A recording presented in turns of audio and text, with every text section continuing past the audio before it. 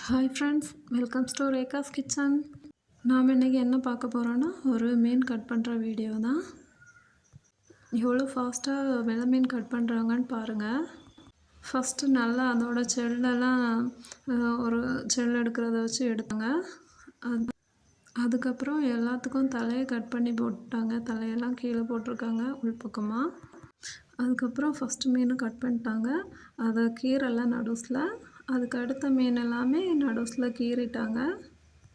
கீறி எல்லாத்துலேயுமே குடல் எல்லாம் எடுத்துட்டாங்க. எடுத்துட்டு அந்த குடல் பக்கம் உள்ள பீஸ் தான் போடுங்க. மூணுலேயுமே அதை 3 குடல் பக்கம் உள்ளதையும் கட் பண்ண அப்புறம் அந்த